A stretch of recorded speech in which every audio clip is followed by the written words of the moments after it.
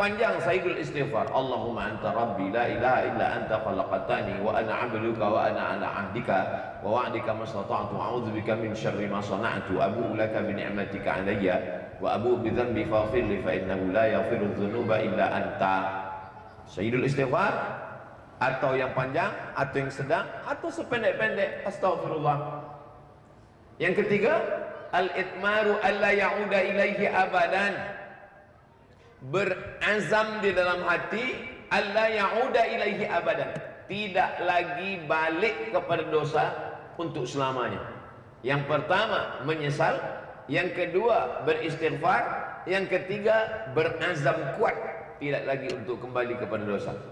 Mudah-mudahan kita semua yang pernah berbuat silap, salah dan dosa, diampunkan Allah segala dosa kita insyaallah. Caranya macam mana? Caranya kata Nabi sallallahu alaihi wasallam dalam hadis, "Ma min muslimin yuznibu dzamban." Kalau ada orang yang silap, salah, buat dosa, summa yatatahhar, seelok-eloknya mandi. Tak ada kata mandi. Dalam hadis ini yatatahhar, bersuci yang paling elok mandi. Makanya mandi sebelum sholat Jumat. Sejahat-jahatnya, semalas-malasnya orang Arab Badui, dia mandi paling tidak sebelum sembahyang Jumat. Kita alhamdulillah subuh mandi, sembahyang Jumat mandi, petang mandi.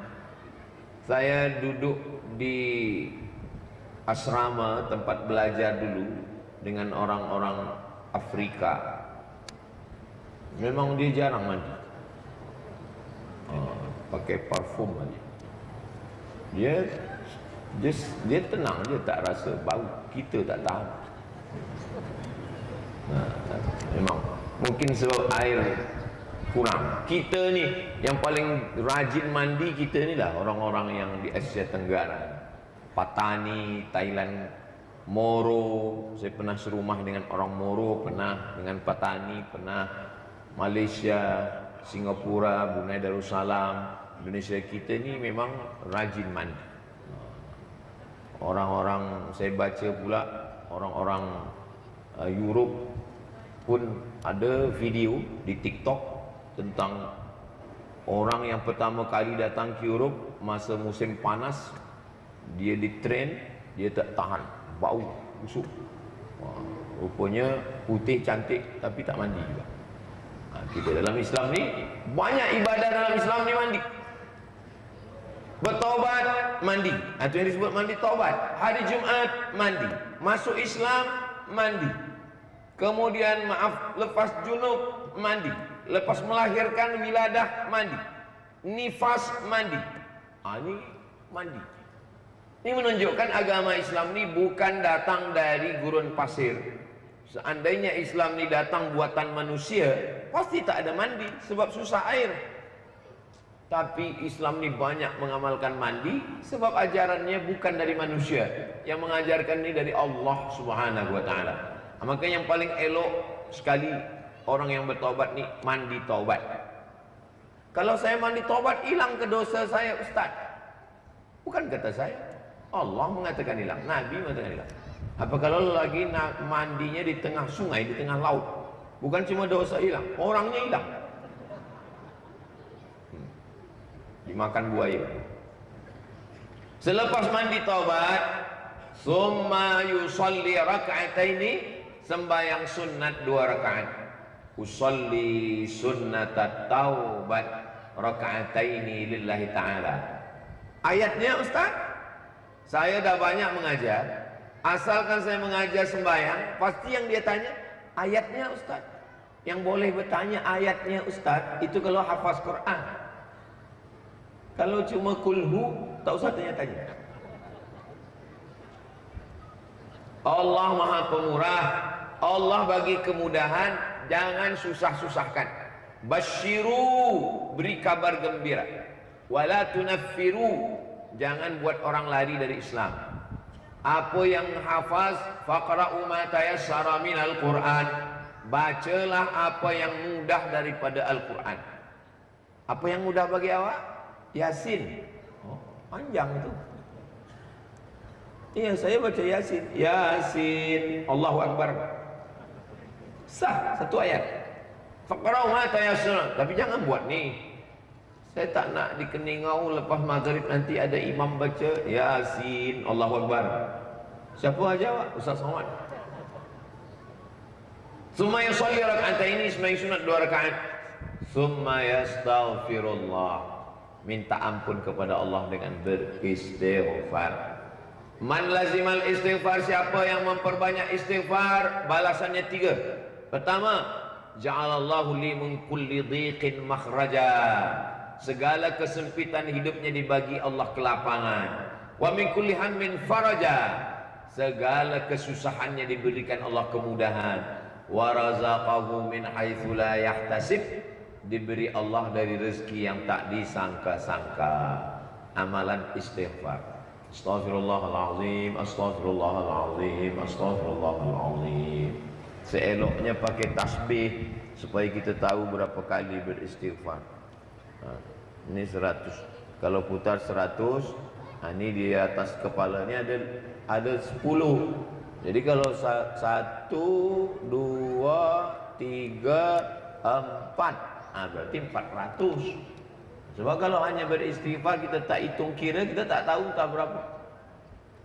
Guna untuk menguatkan diri kita. Berapa kali dah?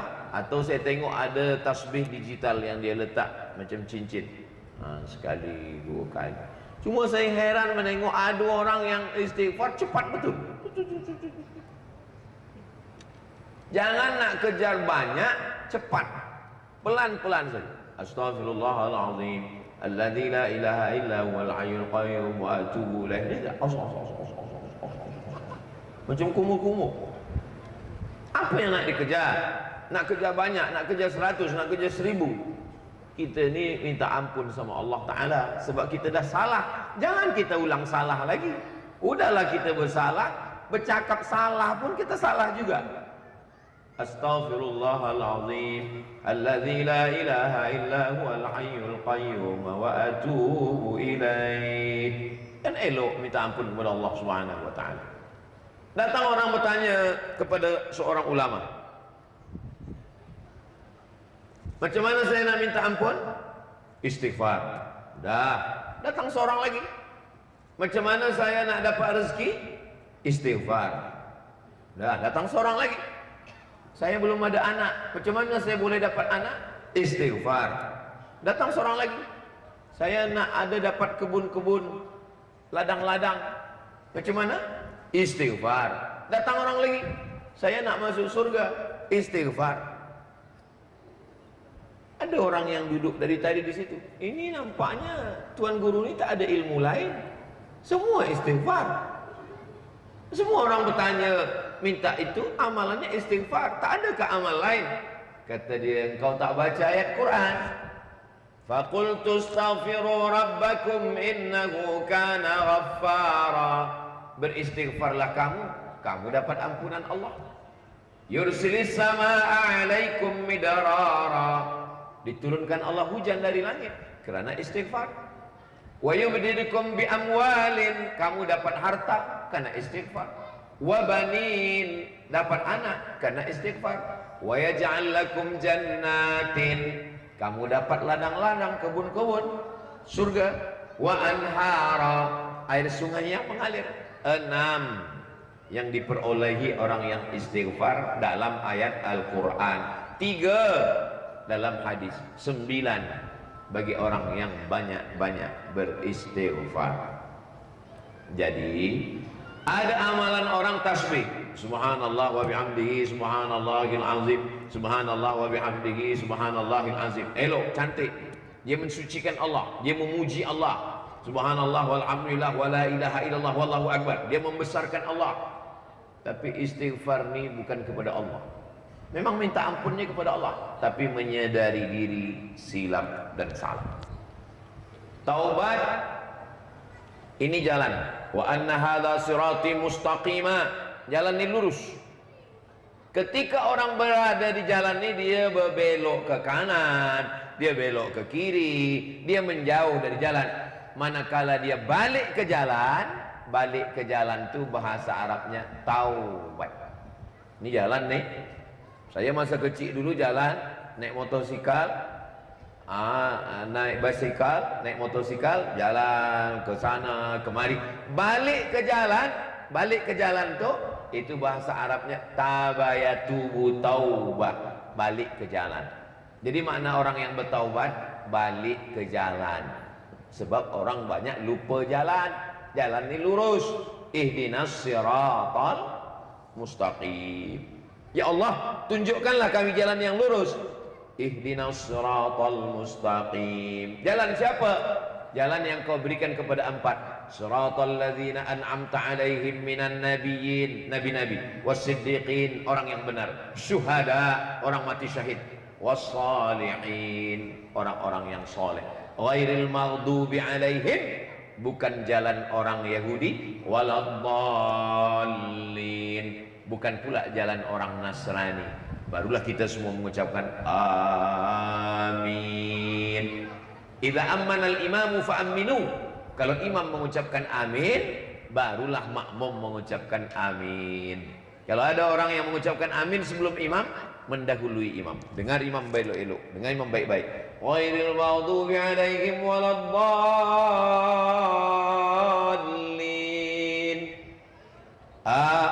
Kata imam, baru kita cakap imam.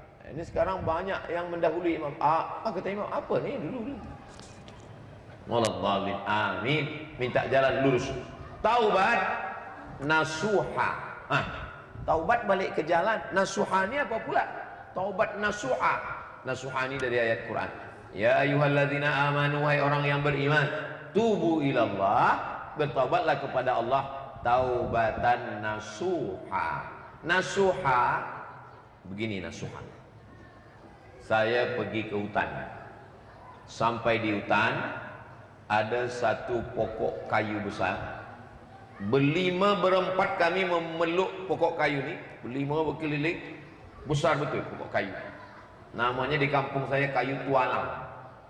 Di atas ni ada sarang lebah. Sarang lebah. Memanjatlah orang ke atas untuk memotong sarang lebah tadi dengan parang panjang. Manakala sarang lebah ni dipotong, jatuh sarang lebah ke bawah, ditapis dengan kain tipis. Tersangkut semua ada di kain tipis ni. Lilin lebah tersangkut, anak lebah tersangkut, induk lebah tersangkut, ranting kayu tersangkut, daun-daun tersangkut, putik-putik tersangkut, semua sampah tersangkut di atas kayu kain tipis penapis. Madu yang tersaring dari kain tipis masuk ke dalam cawan.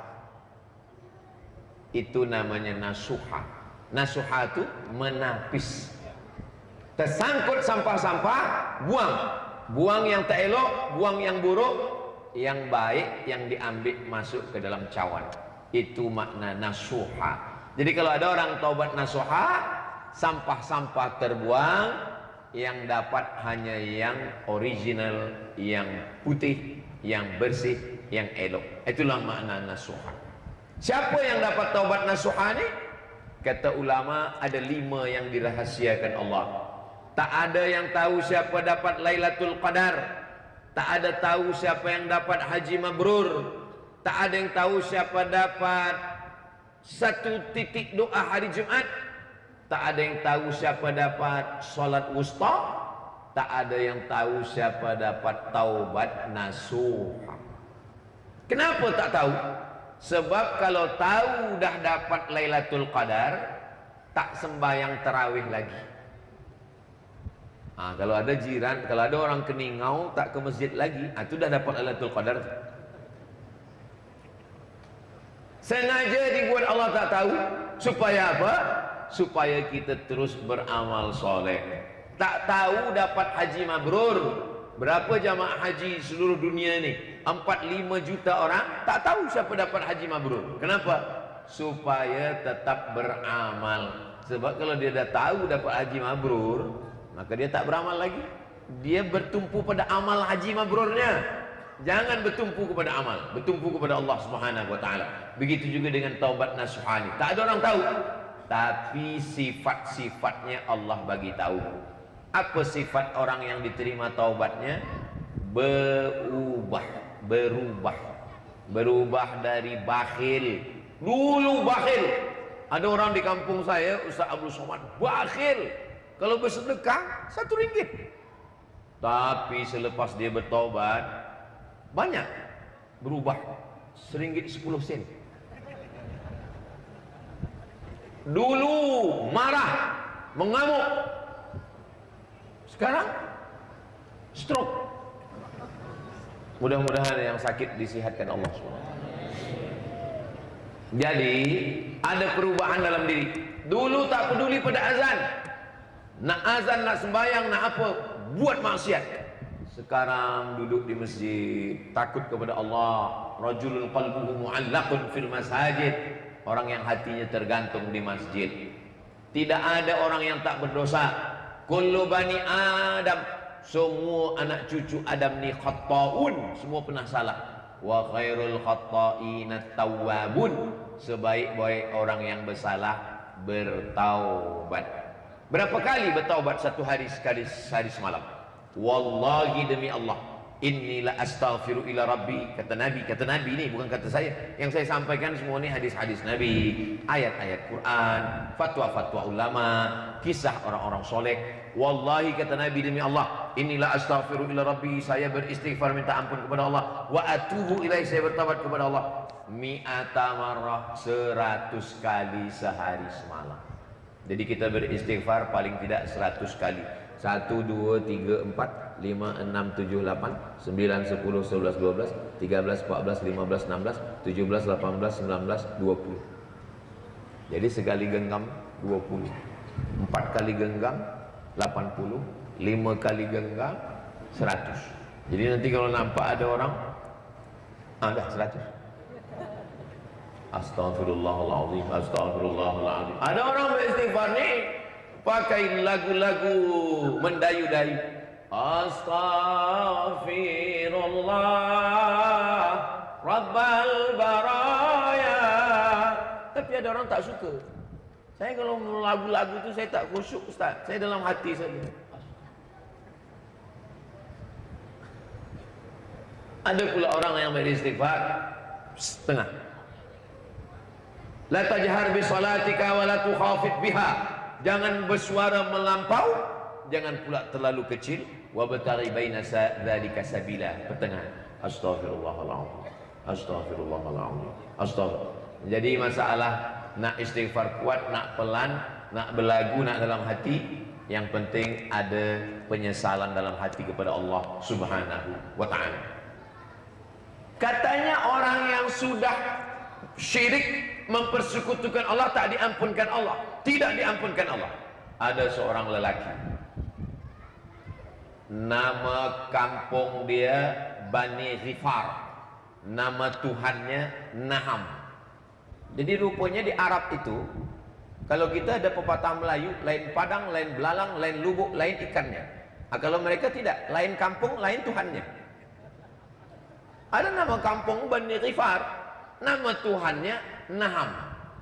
Lata, Uzza, Manat, Hubal, Jibti, Taghut, Naham. Jadi nama Tuhan pakai hak, Naham. Pagi-pagi datanglah seorang lelaki dari Bani Ghifar ni membawa susu kambing. Dia bagi kepada Tuhan dia. Tuhan Naham, ini aku bawakan engkau susu kambing. Tolonglah bagi saya rezeki hari ini, jauhkan saya dari musibah. Manusia ini minta kepada Tuhan itu kan cuma dua, minta rezeki, jauh dari musibah. Bagi rezeki, minta musibah. Dia pun pejamkan mata, terus berdoa. Dia buka mata, dia tengok susu kambing dah habis, diminum anjing. Itu punya ada anjing situ minum. Tengok, habis susu kambing. Dia tengok ada anjing. Anjing tu angkat kaki sebelah, dikencingnya Tuhan tadi. Berpikir dia, kita ni minta kepada Tuhan kan dua. Pertama minta yang baik-baik, yang kedua minta jauhkan dari yang tak baik. Tapi Tuhan ni susu dia kena minum anjing, dia pun kena kencing anjing. Kalau diteliti bukan, ini bukan Tuhan, kata dia.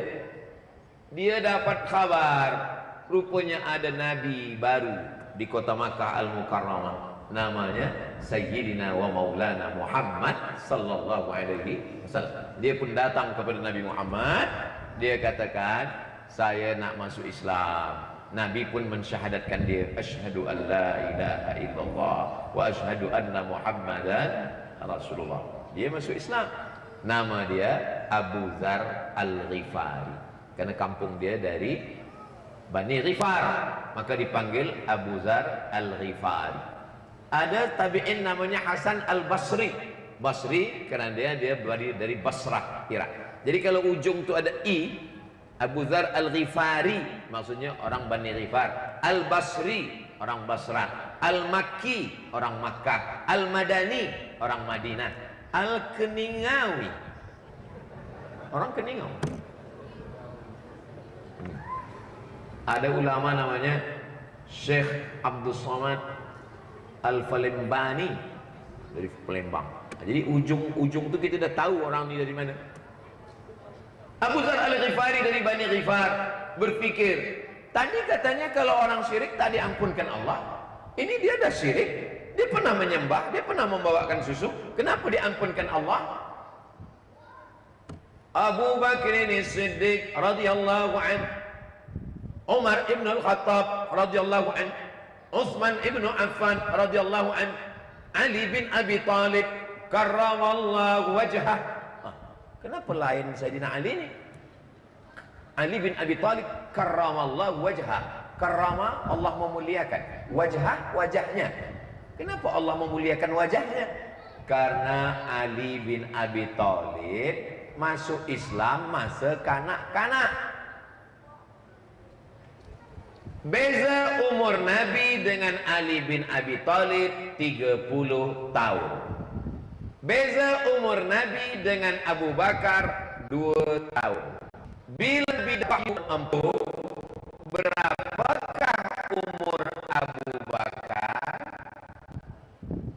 38. Kalau dalam tazkirah itu saya macam bertanya, jangan jawab, nanti saya jawab sendiri.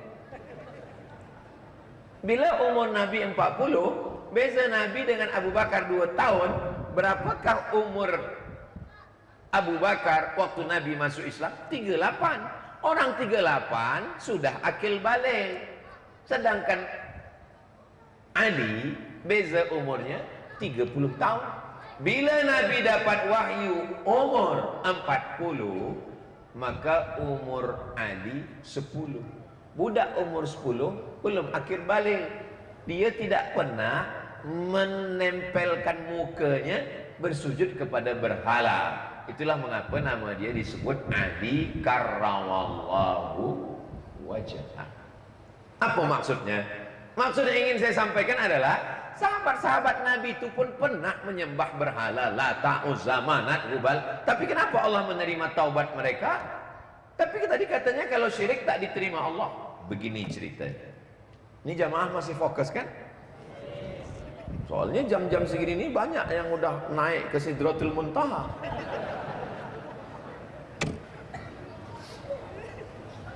Begini ceritanya. Ada orang minum khamar. Minum khamar, lalu kemudian belum sempat bertobat, mati. Dia masuk neraka. Tapi karena dalam dirinya ada iman, dia masuk neraka. Selepas dicuci dalam neraka, nanti akhirnya dia masuk surga. Itu maksudnya.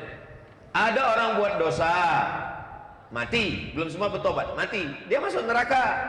Selepas bersih dicuci dari neraka, dia pun masuk ke dalam surga. Beza dengan orang syirik.